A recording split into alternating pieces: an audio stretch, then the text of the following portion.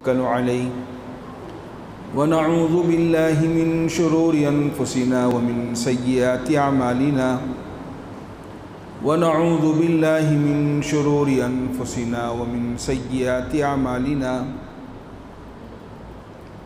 ونعوذ بالله من شرور أنفسنا ومن سيئات أعمالنا من يهده الله فلا مضل له ومن يضلله فلا هادي له ونشهد أن لا إله إلا الله وحده لا شريك له ونشهد أن سيدنا ومولانا محمدا عبده ورسوله أما بعد فقد قال الله تبارك وتعالى في القرآن المجيد والفرقان الحميد فأعوذ بالله من الشيطان الرجيم بسم الله الرحمن الرحيم هو الذي أرسل رسوله بالهدى ودين الحق ليظهره على الدين كله ولو كره المشركون وقال النبي صلى الله عليه وسلم يا أبا سفيان جئتكم بكرامة الدنيا والآخرة وقال النبي صلى الله عليه وسلم الدين النصيحة أو كما قال عليه الصلاة والتسليم صدق الله العظيم وصدق رسوله النبي الكريم وصدق على الشاهدين والشاكرين والحمد لله رب العالمين۔ تمام تعریفیں اس اللہ کے لیے ہیں جس نے ساری کائنات کو اپنے دست قدرت سے پیدا فرمایا۔ کروڑوں درود و سلام ہو ہمارے آقا مولا حضرت محمد الرسول اللہ صلی اللہ علیہ وسلم پر، جن کے صدقے طفیل سے اللہ نے ساری کائنات کو وجود بخشا ہے۔ بزرگان محترم،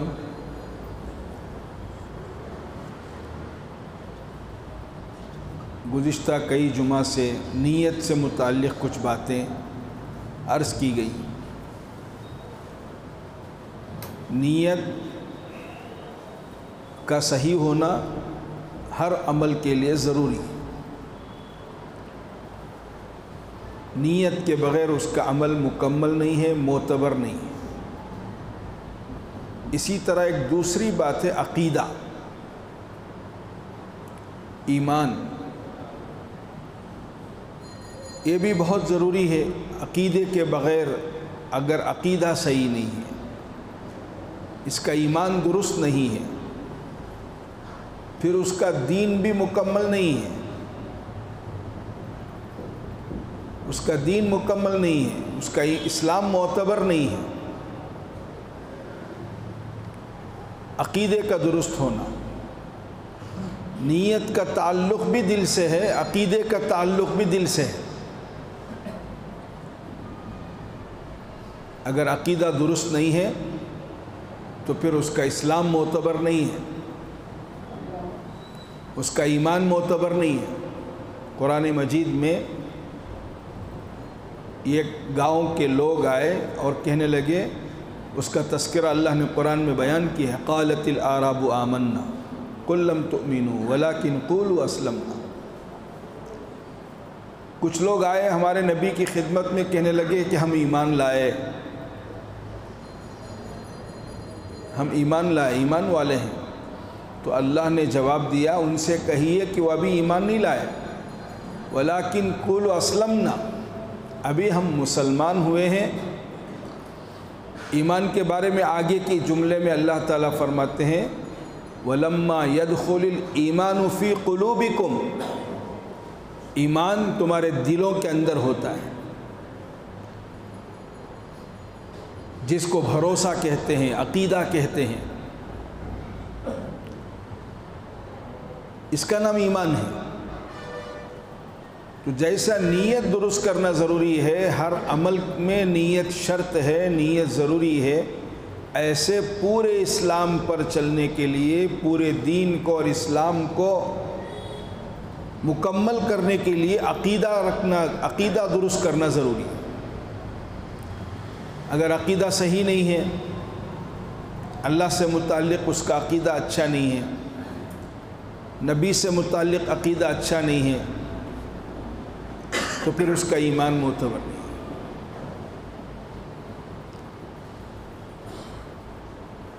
جتنے انبیاء علیہ الصلاۃ والسلام دنیا میں تشریف لائے، سب نبیوں کی محنت کا خلاصہ عقیدے پر تھا، ان کے ایمان کو درست کرنے پر تھا۔ عقیدہ درست کرو، ایمان درست کرو، تمام نبیوں کی محنت کا خلاصہ۔ اور ہمارے آقا حضرت محمد رسول اللہ صلی اللہ علیہ وسلم نے قدم قدم پر عقیدے کو درست کرایا۔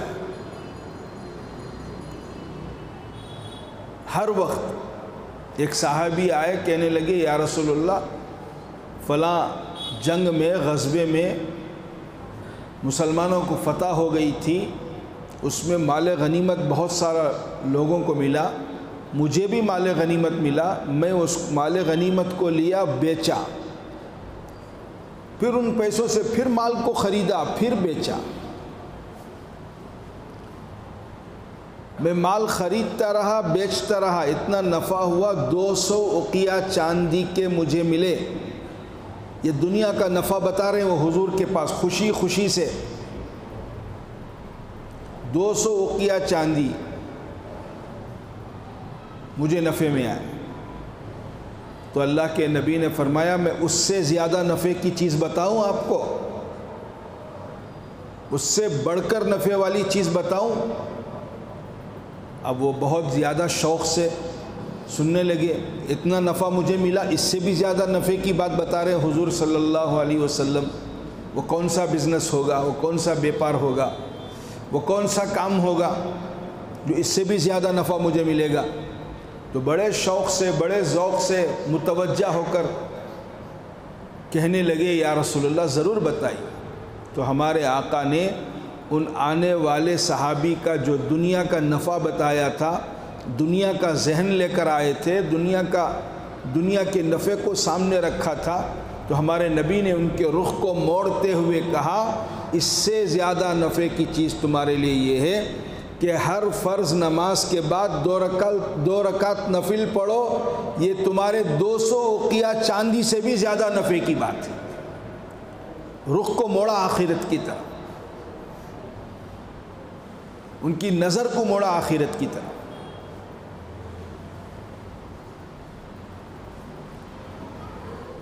ہم دیکھتے ہیں مشاہدے میں، تجربے میں بات ہے، انسان جو ہے زمین کو ناگر کرتا ہے، نرم کرتا ہے، کتنی محنت ہوتی ہے۔ خیر اب تو ٹیکنالوجی کا زمانہ ہے، مشینیں آ گئی ہیں، ٹریکٹر آ گئے ہیں، پہلے بیل گاڑی کے ذریعے سے، جانوروں کے ذریعے سے زمین کو نرم کیا جاتا ہے۔ سردی میں، گرمی میں، دھوپ میں، بارش میں اس زمین کو نرم کرنے کی کوشش ہوتی ہے، اس میں ہفتے نہیں مہینے لگ جاتے ہیں۔ جب زمین نرم ہوتی ہے تو اس میں دانہ ڈالتا ہے کسان، اب جب دانہ ڈالا تو کچھ دنوں کے بعد اس میں پودے نکل آتے ہیں، فصل نکل آتی ہے۔ اب اس کے لیے، اس کی حفاظت کے لیے اپنی رات کی نیند کو خراب کر لیتا ہے، کوئی جانور آ کر چر نہ جائے، کوئی بارش کی وجہ سے فصل خراب نہ ہو جائے۔ جس طرح مرغی اپنے بچوں کی حفاظت کرتی ہے، ایسا کسان اپنے فصل کی حفاظت کرتا ہے۔ زمین کے نرم کرنے میں کئی مہینے لگے، دن رات، سردی گرمی بارش دھوپ سب کو برداشت کیا۔ پھر فصل آنے لگی تو فصل کی حفاظت کا بھی مسئلہ ہے، وہ بے فکر نہیں ہو سکتا۔ ہم دیکھتے ہیں راستے میں چلتے ہوئے کسی کھیت کے پاس ایک پتلا لگایا ہوا ہوتا ہے، وہ پرندے کو اور جانور کو احساس دلانے کے لیے، کوئی جاندار چیز ہے، کوئی انسان ہے، کوئی اس کا دیکھنے والا ہے، رکھوالی ہے۔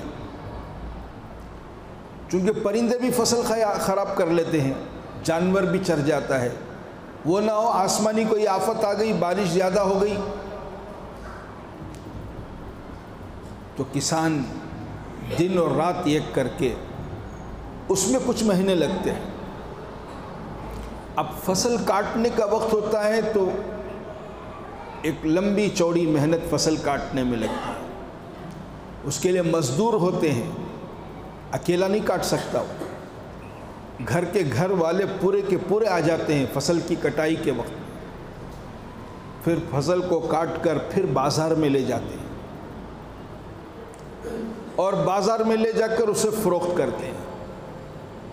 پھر کوئی خریدنے والا خرید کر گھر لاتا ہے. اب اس پر اس کی بیوی کی محنت لگتی ہے پکانے میں.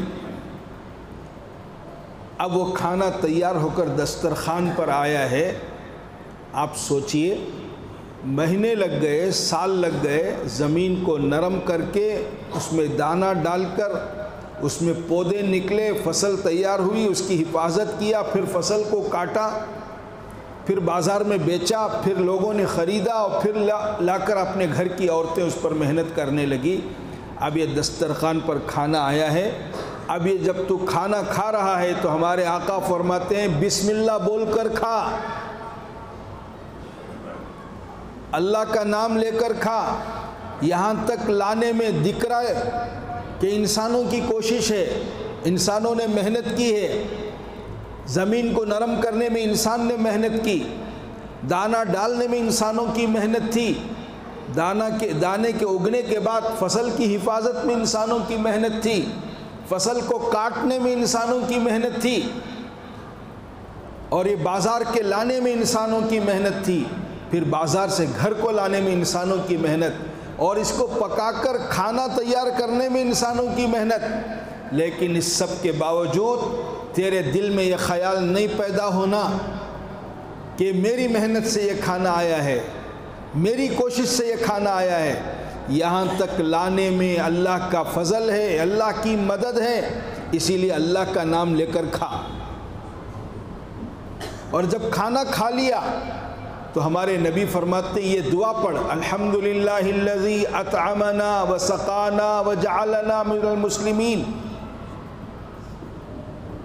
کبھی غور کرو اس ترجمے کو. تو اس دعا میں ہمارے نبی نے یہ سکھایا الحمدللہ الذی، تمام تعریفیں اس اللہ کے لیے ہیں جس نے ہمیں کھانا کھلایا. اطعمنا، ارے کھانا تو اس کی بیوی نے پکایا ہے، یہ خود بازار سے خرید کر لایا ہے، راشن بازار سے خرید کر لایا ہے، اور اس راشن پر پچھلے لوگوں کی کتنی محنت ہوئی ہے، ایک ایک چاول کے دانے پر کتنے لوگوں کی محنت لگی، زمین کو نرم کرنے میں اور زمین میں اگانے میں اور پھر فصل کی تیار کرنے میں. ظاہر میں تو کوئی چیز ایسی نظر نہیں آ رہی ہے، انسانوں کے علاوہ کسی اور کا اس میں ساتھ اور تعاون اور مدد نظر نہیں آ رہا ہے. لیکن ہمارے آقا فرماتے جب تو کھانا کھا لے تو فوراً شکریہ ادا کر اللہ کا. تمام تعریفیں اس اللہ کے لیے جس نے ہمیں کھلایا، جس نے ہمیں پلایا. عقیدہ درست کر رہے ہیں ہمارے نبی، کھانا کھاتے ہی یہ دعا کے ذریعے سے اللہ کا شکر ادا کر. تیرے دل میں کہیں ناز اور غرور اور تکبر پیدا نہیں ہونا، تیرے دل میں یہ دھوکہ نہیں پیدا ہونا یہ میری محنت سے ہم کھانا کھا رہے ہیں، یہ ہماری کوشش سے یہ زمین تیار ہوئی ہے، فصل تیار ہوئی ہے، کھانا آیا. اگر اللہ نہ چاہتے تو ایک طوفان کے ذریعے سے پوری فصل کو بھی برباد کر سکتے تھے، کسی جانور کو بھیج کر بھی فصل کو برباد کر سکتے تھے. اللہ کے لیے کیا مشکل ہے. بہت سال پہلے ہم لوگ ایک ملک کے سفر میں گئے تھے، یمن. یہ عربی ملک ہے. قرآن مجید میں کئی صورتوں میں اس ملک کا تذکرہ ہے، اور ہمارے نبی کا یہ ننیال ہے یمن. آج بھی ہے لیکن حالات بہت خراب ہیں، دشمنوں کی سازش ہے، پورے ملک کو تباہ کرنے کی کوشش کی جا رہی ہے. اللہ ان مظلوموں کی مدد فرمائے. تو وہاں جانا ہوا تو قرآن مجید میں 29ویں پارے میں سورہ قلم ایک سورت ہے، سورہ ملک کے بعد تبارک الذی بیدہ الملک کے بعد کی سورت ہے. اس صورت میں ایک تذکرہ ہے، باغوں والوں کا تذکرہ ہے۔ انگور کا باغ تھا اور وہ یمن میں تھا، اس کا تذکرہ ہے قرآن مجید میں۔ اس کے 11 لڑکے تھے اور وہ جو باغ والا تھا بہت دیندار آدمی تھا۔ وہ جگہ آج بھی باقی ہے، ہم نے اپنی آنکھوں سے وہ جگہ دیکھ کر آیا ہے اور بڑی عبرت کی جگہ بن گئی ہے اب۔ تو وہ باغوں والا، اس کا جس کا تذکرہ ہے قرآن میں، وہ بڑا دیندار تھا۔ اس کی جب فصل تیار ہوتی تھی انگور کی، اس کے وہ 3 حصے کرتا تھا اس پھل کے۔ ایک حصہ اپنے گھر والوں کے لیے، ایک حصہ آئندہ کی فصل کے لیے، اور ایک حصہ مستحق لوگوں کے لیے، غریبوں کے لیے۔ یہ 3 حصے کرتا تھا، اس کی عادت تھی۔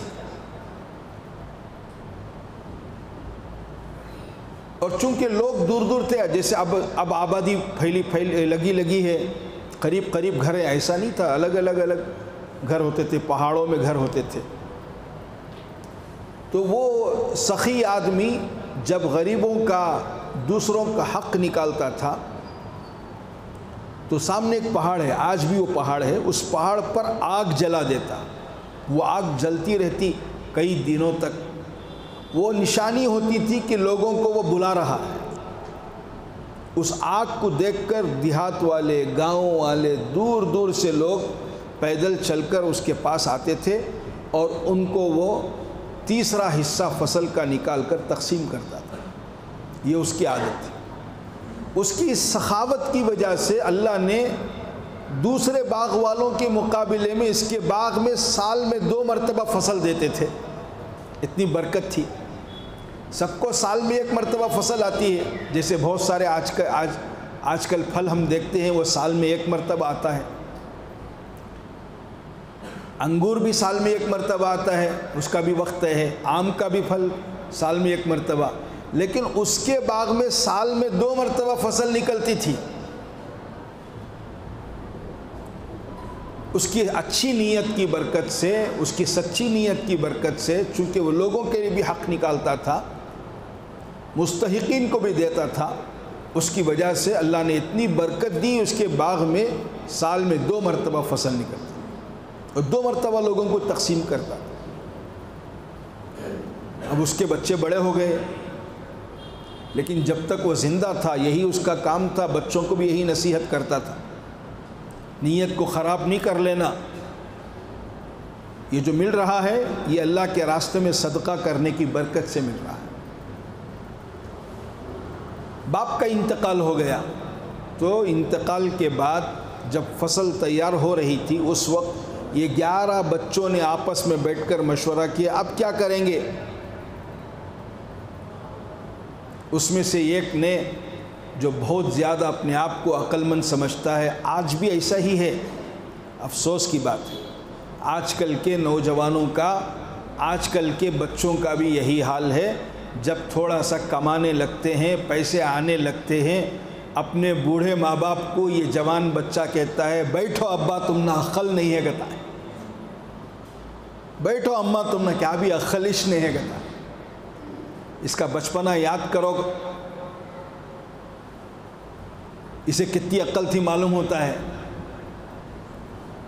اس کا باپ انگلی پکڑ کر اس کو چلایا ہے، کھڑا کیا ہے، اب اس کو کہتا ہے عقل نہیں ہے۔ انتہائی بیوقوف ہے وہ جو اپنے بوڑھے ماں باپ کو بولتا ہے عقل نہیں ہے، تم نہ سمجھ نہیں ہے۔ اسے کہاں سے سمجھ آ گئی؟ تو ان میں سے ایک بہت زیادہ چالاک، عقل مند، اپنے آپ کو سمجھنے والا، وہ کہنے لگا ہمارے بابا کو عقل نہیں تھی، لوگوں کو خامخواہ تقسیم کرتے تھے، اب یہ بار ہمیں کیا بھی تقسیم کرنا نہیں، پورے کا پورا ہم نہ، اس میں کوئی تقسیم نہیں ہے۔ دور دور سے لوگ آتے تھے، لے کے جاتے تھے۔ اس میں سے ایک جو اچھی طبیعت والا تھا وہ تب بھی سمجھایا، لیکن سب مل کر یہی طے کرنے لگے نہیں اب کسی بھی دینا نہیں، اب پورا ہمارا جی۔ ان بے وقوفوں کو نہیں معلوم تھا کہ یہ خزانہ اللہ کے خزانے سے آ رہا ہے، ان کے کوئی گوڈن سے نہیں آ رہا ہے، اللہ کے خزانے سے آ رہا ہے، نہیں معلوم تھا۔ اور یہ بھی طے کیا کہ کسی کو کانوں کان خبر بھی نہیں ہونا۔ بہت سارے لوگ ہمارے گاؤں میں ہیں، شہر میں ہیں، ان کو بھی معلوم نہیں کرانا۔ ہمیں وہ فصل، وہ پھل کو اور چیزوں کو لے کر ہے تو دیکھتی روڈ کو جانے والے، تو کیا کرنا، رات کے آخری حصے میں راتوں رات گھر سے نکلنا، رات ہی میں پوری فصل نکال لینا، پورا پھل نکال لینا، اور رات ہی رات کو اپنے کھیت سے، اپنے باغ سے نکل کر گھروں میں چلے جانا، تاکہ کسی کو کانوں کان خبر بھی نہیں ہونا۔ بہت زیادہ ہوشیاری ہو گئی ہے، ایسا لوگ کرتے ہیں، وہ سمجھتے ہیں کہ سب ہمارا چونکہ ان کی نیت خراب ہو گئی۔ بہت سارے لوگ امید سے رہتے تھے اب فصل تیار ہو جائے گی، ہم کو وہ باغ والا بلائے گا یا اس کی اولاد بلائے گی، لیکن کانوں کان کسی نے رات کو نکلے، خبر بھی نہیں دی۔ اور جب رات کو نکلے، چونکہ وہ زمانہ بجلی کا تو نہیں تھا، چراغ بھی نہیں تھا، چراغ جو لگا ہے ہمارے آقا حضور اکرم صلی اللہ علیہ وسلم کے آخری سال میں، جب اللہ کے نبی دنیا سے تشریف لے جا رہے تھے، 9ویں ہجری کو مسجد نبوی میں پہلا چراغ جلا ہے، گھروں میں بھی نہیں۔ آپ سوچئے، غروب کا وقت ہوتا، مغرب کا وقت ہوتا تو سب ختم، چراغ کا بھی زمانہ نہیں تھا۔ اب یہ رات کو چلے اپنے باغ کی طرف، پورے چیزیں لے کر، ان کے برتن لے کر،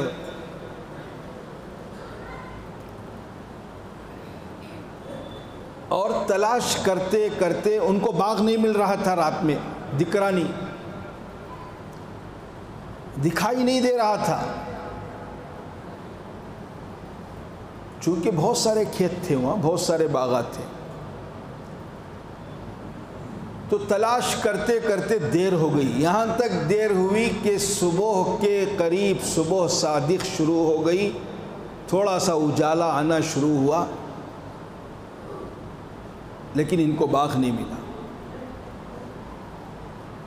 اور جیسا جیسا روشنی بڑھتی گئی، وہ تلاش کرتے کرتے ایک باغ کے قریب گئے، تو دیکھتے کیا ہے، وہ انہی کا باغ تھا، اس کی کسی نشانی سے انہوں نے پہچان لیا، لیکن دیکھتے کیا ہے کہ پورے کا پورا باغ جل کر راکھ ہو گیا۔ وہ منظر ہمارے آقا حضور صلی اللہ علیہ وسلم کے آنے سے پہلے کا یہ واقعہ ہے، جو قرآن مجید میں اللہ نے بیان کیا ہے، آج بھی وہ حصہ جلا ہوا ہے جو ہم نے دیکھا ہے، وہ پورا حصہ کئی ایکڑ پر ہے، وہ باغ پورے کا پورا جل کر راکھ ہوا۔ راتوں رات اللہ نے ایک آگ کی چنگاری، جہنم کی آگ کی ایک چنگاری بھیجی، اور پورے کا پورا باغ جل گیا۔ جب صبح ہوئی، اجالا ہوا، ان کو بہت شرمندگی ہوئی، بہت افسوس ہوا، یہ اپنے آپ کو ملامت کرنے لگے، افسوس کرنے لگے، ہے کیا ہو گیا، میرے باپ کی نیت اچھی تھی، ان کی ترتیب اچھی تھی، ہم نے غلطی کی، ہمیں زیادہ ہوشیاری کی۔ خیر، اس واقعے میں کئی باتیں ہیں، تو مجھے یہ عرض کرنا ہے کہ ہمارے نبی عقیدہ درست کراتے تھے۔ ایک آدمی فصل تیار کر رہا ہے، زمین کو نرم کر رہا ہے، یہاں بھی انسانی کوشش، فصل تیار ہو رہی ہے، انسانی کوشش، فصل کو کاٹ رہے ہیں سب انسان مل کر، بازار میں لا کر بیچ رہے ہیں، یہاں بھی انسانی کوشش، گھر میں چیز تیار ہو رہی ہے، یہاں بھی انسانی کوشش، دسترخوان پر کھانا بن کر آیا، اب کھانا کھانے لگے تو ہمارے نبی فرماتے اللہ کا نام لے کر کھاؤ، اب کھانا ختم ہو گیا پیٹ بھر گیا تو حضور کہتے ہیں الحمدللہ الذی اطعمنا وسقانا وجعلنا مسلمین، تمام تعریفیں اس اللہ کے لیے جس نے ہمیں کھلایا اور پلایا۔ پوری انسانی کوشش ہے زمین کو نرم کرنے سے لے کر دسترخوان پر لانے تک، لیکن پھر بھی ہمارے نبی ہمارا عقیدہ درست کر رہے ہیں اور یہ دعا کے ذریعے سے بتا رہے ہیں اس میں تمہارا کوئی کمال نہیں، اگر اللہ نہ چاہتے تو تمہارا لقمہ منہ میں نہیں جا سکتا تھا۔ جیسے وہ باغ والوں کے باغ کو راتوں رات جلا کر خاک کر دیا، فصل تیار ہے، انگور کے خوچے لٹکے ہوئے ہیں لیکن نہیں ہو سکتا، ایک رات میں اللہ نے پورا جلا کر خاک کر۔ اللہ چاہتے ہیں ایک لمحے میں ہوا کو بھیج کر فصل کو برباد کر سکتے ہیں، سیلاب کو بھیج کر فصل تباہ ہو سکتی ہے۔ یہ سب اللہ کے فضل سے ہوا جو آج ہمارے پیٹ میں کھانا جا رہا ہے۔ اور ایک حدیث میں ہے فرمایا کہ جب ایک لقمہ انسان منہ میں لیتا ہے، ہر لقمے پر جب لقمہ منہ میں لیتا ہے تو فرشتہ اس لقمے کو پیٹ میں جانے سے پہلے روکتا ہے اور اللہ سے پوچھتا ہے اے اللہ اسے غذا بناؤں، اس کے اس لقمے کو، اس کے اس روٹی کے ٹکڑے کو غذا بناؤں یا اس کے لیے موت بناؤں، زندگی کا سامان بنے یا موت کا سامان۔ اللہ کی اجازت لیتا ہے فرشتہ ہر لقمے پر۔ یہ میں نہیں کہہ رہا ہوں، یہ ہمارے نبی کی بات سنا رہا ہوں آپ کو، اور اللہ اجازت دیتے ہیں کہ اس کے لیے غذا بنائے تو وہ کھانے کا ٹکڑا، وہ روٹی کا ٹکڑا، وہ کھانے کا لقمہ وہ غذا کی نالی میں فرشتہ بھیج دیتا ہے، اس کے لیے غذا بن جاتی ہے۔ اگر اللہ کی طرف سے اجازت نہیں ہے غذا کا، موت کا سامان ہے، تو وہ روٹی کے ٹکڑے کو، وہ کھانے کے لقمے کو سانس کی نالی میں ڈھکل دیتا ہے، جس کی وجہ سے اسے ٹھسکا لگتا ہے اور موت ہو جاتی ہے۔ ہر لقمے پر فرشتہ پوچھتا ہے اسے غذا بناؤں یا اسے موت کا سامان بناؤں۔ تو عقیدہ درست کر رہے ہیں ہمارے نبی۔ عقیدہ بہت ضروری ہے۔ جو کچھ اس کائنات میں ہو رہا ہے وہ اللہ کے ہاتھوں میں ہے، ہمارے ہاتھ میں نہیں ہے۔ اسی لیے بار بار علماء نے یہ بات کہی ہے حدیث کی روشنی میں، نہ دن میں نحوست ہے، نہ کسی مہینے میں نحوست ہے، نحوست تمہارے گناہ کی وجہ سے ہے۔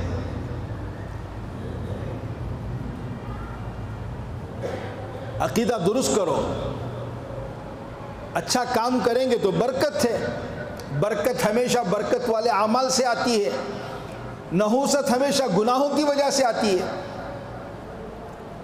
اب لوگوں کا عقیدہ بن گیا ہے، ارے سفر کا مہینہ کہتے بھائی شادیاں نہیں کرنا، انا للہ و انا الیہ راجعون۔ کون بولے اس کو؟ سفر کے مہینے میں بزنس نہیں کرنا، سفر کے مہینے میں بزنس شروع نہیں کرتے، کام شروع نہیں کرتے، ہندے رکھو با سفر گزر جان دے۔ کس نے بتایا ہے آپ کو؟ کیا ہمارے نبی کی بات ہے؟ یہ سب غلط عقیدہ ہے، غلط بات ہے۔ نہ مہینے میں کوئی بات ہے، نہ دن میں کوئی بات ہے۔ اصل میں نحوست و برکت کا تعلق انسان کے عمل سے ہے۔ جمعہ کا مبارک دن ہے، اس کے لیے مبارک دن ہے جو اس مبارک دن کی قدر کرے، غسل کرے، اچھے کپڑے پہنے، خوشبو لگائے، مسجد کو جلدی جلدی آئے، اللہ کا نام لے، درود شریف پڑھے۔ اس کے لیے جمعہ کا دن تو مبارک دن ہے، اس کے لیے ایک ایک نیکی 70 نیکی کے برابر ہے۔ اگر کوئی آدمی جمعہ کے دن بھی فجر نہیں پڑھا، فجر کی نماز کی توفیق نہیں ہوئی، اس کے لیے مبارک دن نہیں ہے، اس کے لیے تو نحوست ہے۔ یہ میں نہیں کہہ رہا ہوں، یہ ہمارے نبی کہہ رہے ہیں۔ جس کے ہاتھ میں فجر کی نماز پڑھ کر جو آدمی بازار کو جائے گا، اس کے ہاتھ میں ایمان کا جھنڈا ہوگا، اور جو آدمی فجر کی نماز چھوڑ کو بازار کو جا رہا کمانے کے لیے، اس کے تو ہاتھ میں شیطان کا جھنڈا ہے۔ ہمارے نبی نے کہا۔ تو نحوست و برکت جو ہے وہ ہمارے عمل سے ہے۔ عقیدہ درست رکھنا، بہت سارے لوگ سفر کے مہینے میں اچھے کام نہیں کرتے، شادیاں نہیں ہوتی، بزنس شروع نہیں کرتے، گھر کی ٹھنڈک نہیں ہوتی، کئی کو سفر کا مہینہ۔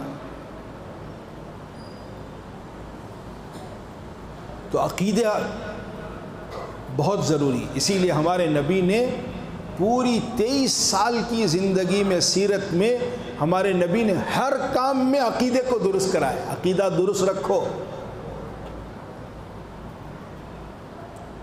کسی کے ہاتھ میں کچھ نہیں ہے، سب کچھ اللہ کے ہاتھ میں۔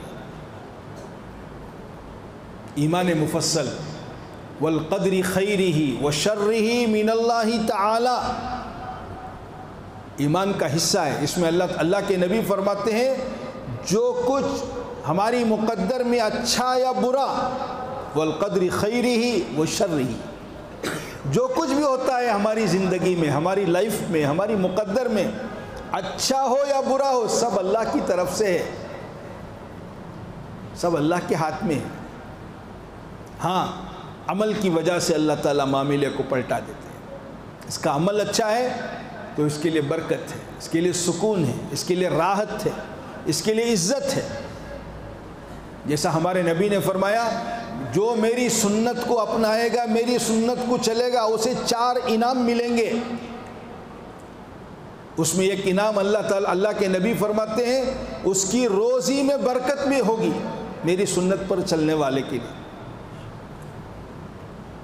تو سنت پر چلیں گے تو روزی میں برکت ہے، زندگی میں برکت ہے، کمائی میں برکت ہے، اس کے کاموں میں برکت ہے، اس کے کھانوں میں برکت ہے۔ اگر سنت نہیں ہے، دین نہیں ہے، تو پھر نحوست ہی نحوست ہے۔ تو یہ ہمارا عقیدہ درست کرنا۔ بہت سارے لوگ رسم و رواج کا اہتمام کرتے ہیں، نہ اس کا تعلق ہمارے نبی کی زندگی سے ہے، نہ صحابہ سے ہے، نہ قرآن سے ہے، نہ حدیث سے ہے۔ کئی کو بھی کر رہی ہیں، ہمارے ابا، ہمارے باپ دادا کرتے تھے۔ یہ دین باپ دادا کا نہیں ہے۔ یہی جملہ اور یہی نعرہ یہودیوں کا تھا، نصرانیوں کا تھا، وہ بھی یہی کہتے تھے، ہم تمہاری بات کیوں مانیں، ہم ہمارے باپ دادا کی بات مانتے۔ کافر بھی یہی کہتے تھے، اور آج کا مسلمان بھی کہتا ہے یہ کیا جی تمہیں کر رہی سو، نہیں ہمارے باپ دادا کرتے تھے۔ ارے اس کا نام دین نہیں ہے، اسے شریعت نہیں کہتے، اس پر کوئی ثواب نہیں ملتا۔ تو اس لیے جیسا نیت کا درست کرنا عمل کے لیے ضروری ہے، ایسا عقیدے کا درست کرنا اسلام کے لیے اور ایمان کے لیے ضروری ہے۔ عقیدہ درست نہیں ہے، بہت خطرے کی بات ہے۔ اللہ تعالیٰ قرآن میں فرماتے ہیں یا ایھا الذین آمنوا آمنوا، ایمان والوں کو اللہ خطاب کر رہے ہیں، ایمان والوں کو اللہ خطاب کر رہے ہیں، اے ایمان والوں ایمان لاؤ۔ ایمان والوں سے ایمان کا مطالبہ ہے۔ ایمان والوں کو کیوں اللہ بول رہے ہیں کہ ایمان لاؤ؟ کیوں؟ ایمان درست رکھو، عقیدہ درست رکھو۔ کسی سے کچھ نہیں ہوتا، کرنے والی ذات اللہ کی ہے۔ یہ ایمان ہے ہمارا، یہ مسلمان کا عقیدہ ہونا چاہیے۔ کسی کے ہاتھ میں نہیں ہے، سب کچھ اللہ کے ہاتھ میں۔ اللہ جو چاہتے ہیں وہ کرتے ہیں۔ اگر ہمارا عقیدہ درست ہے تو ہمارا دین درست ہے۔ اگر عقیدہ خدا نخواستہ غلط ہو گیا، کمزور ہو گیا، تو ہمارا دین کمزور ہو جائے گا، اور دین کمزور ہو گیا تو پھر خطرے کی بات ہے کہ اسلام پر مرنا بھی مشکل ہو جائے گا۔ جس کا ایمان مضبوط ہوگا اسے موت کے وقت میں کلمہ نصیب ہوگا، جس کا ایمان کمزور ہے، اس کا ایمان چیزوں پر ہے، اس کا ایمان دنیا والوں پر ہے، تو پھر اس کا عقیدہ بھی کمزور ہو جائے گا اور ایمان پر خاتمہ مشکل ہے۔ اس لیے عقیدے کو درست رکھیں۔ اس طرح کے رسم و رواج میں، اس طرح کی بیجا باپ دادا کی باتوں کے حوالے سے ہم کوئی کام نہ کریں۔ کوئی بھی کام کرنا ہے قرآن و سنت کی روشنی میں کریں، علماء سے پوچھ کر کریں، تو پھر وہ دین بنے گا، اس پر عبادت ہے، اس پر ثواب ہے، اس پر اجر ہے، اور اس پر اس کی آخرت بنے۔ اگر کوئی بات اپنی مرضی سے کرے وہ دین نہیں ہے، اس کو بدعت کہاتا ہے، اس کا نام بدعت ہے، اسے سنت نہیں کہتے۔ اور بدعت کے بارے میں ہمارے نبی نے فرمایا کل بدعت ضلالہ وکل ضلالۃ فی النار، ہر بدعت گمراہی ہے اور ہر گمراہی جہنم میں لے جائے۔ اللہ ہم سب کی اور پورے امت مسلمہ کی حفاظت فرمائے، ہمارے اپنے ایمان کو، ہمارے عقیدے کو، ہماری نیتوں کو درست فرمائے۔ وآخر الدعوانا الحمد للہ رب العالمین۔